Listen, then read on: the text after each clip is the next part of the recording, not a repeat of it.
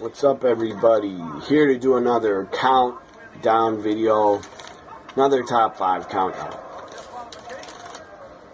In the background, maybe you can hear, got some Backlash 2005 on the network, watching some of that. It's Benjamin and Jericho in the opening match. It just started Backlash on the network. So here we go with my top 5. This top 5 is my top 5 matches of 1990. Now, I didn't add any WCW match. Well, there is one WCW match that I added. Didn't add any other matches that were in Japan because in 1990 all I really watched was WWF. I am a WWE guy, first and foremost. I loved WCW and a lot of stuff they did, but I always feel that I am a WWE guy because I grew up watching them.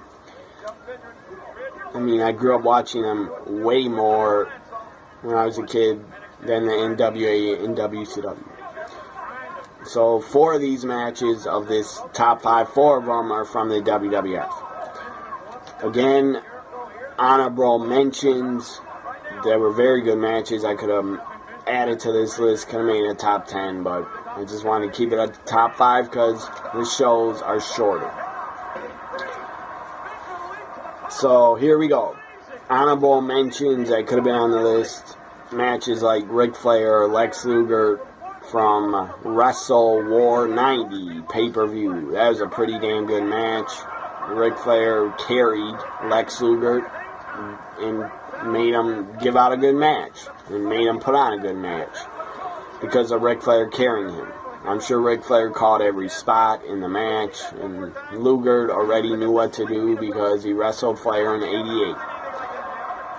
Wrestle War 90, honorable mention, Ric Flair, Lex Luger for the WCW World title. Then another match at Capital Combat pay-per-view in a Thunderdome cage. Ric Flair, Lex Luger, pretty good match also. Another one from Wrestle War 90, tag team match. I'm a big fan of tag team wrestling. Rock and Roll Express against Midnight Express. That was a pretty good match. Clash of Champions 11. Again, Midnight Express against Rock and Roll Express. That was a pretty entertaining tag match. And there are other mentions, honorable mentions, WWF matches.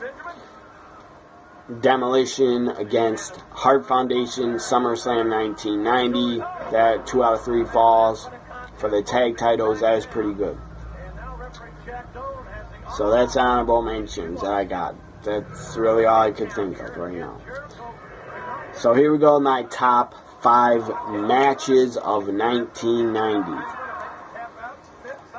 Turn the sound off on Backlash 2005. Here we go with my number 5. Hart Foundation against the Rockers from Saturday night's main event, July 1990. Saturday night's main event from July 1990. Hart Foundation Rockers, pretty damn good tag match. I really enjoyed it. My number 4 matches of 1990. My number 4 is the Royal Rumble match. The 1990 Royal Rumble match is my number 4. It was damn good, damn entertaining. Crowd was really into it. I mean, every time a wrestler came out after the countdown clock was ended, and every time a guy came out, the crowd, it was exploded and really hyped up. So my number 4 is the 1990 Royal Rumble match. My number 3 is from SummerSlam 1990. Rick Rude against the Ultimate Warrior in a steel cage for the WWF Championship. Pretty good match. Probably one of the best matches a Warrior has had. And Warrior was not a great worker. The guy looked like he had the it factor. He had a great look. He looked like a superhero out of a cartoon, out of a comic book. That's what the Warrior looked like. His promos were crazy and pretty entertaining. Again, I was not a fan of the Warrior as a kid. I mean, I respect what he did, his time in the business. I respect what he did, but I was not a big fan of his. I was more of a Hogan fan. So, Ultimate Warrior, Rick Rude, SummerSlam 1990, pretty good match. Rick Rude and Warrior always had pretty good matches together, thanks to Rick Rude, because Rick Rude was an awesome worker, great wrestler, and I'm sure taught Warrior a lot. And Rick Rude brought the best out, in my opinion, of the Ultimate Warrior, and actually made him work to put on a good match. And I'm sure Rick Rude had to really try super hard to have a good match with Warrior. It was probably like pulling teeth with the guy in the ring, because Warrior didn't have good matches with many at all. The only guys I can think of is Rick Rude, Macho Man, Hulk Hogan. Other than that, Warrior had really no other good matches with anybody in his career except Macho Man, Rick Rude, Hulk Hogan. That's really it. And I'm not counting Halloween Havoc 98. Hulk Hogan Warrior was crap. That match was garbage and it was a mess. That was not a good match. But WrestleMania 6, that match is good. So my number 3 again. Rick Rude Warrior from SummerSlam 1990. My number 2 match of 1990. My number 2, Hulk Hogan against the Ultimate Warrior, main event, WrestleMania 6. I really enjoyed this match. It's still damn good. Watch it today. It still holds up. I think it's a great match. It had drama, had emotion. It was awesome. Warrior, Hogan brought the best out in Warrior and actually made him put on a decent, good match.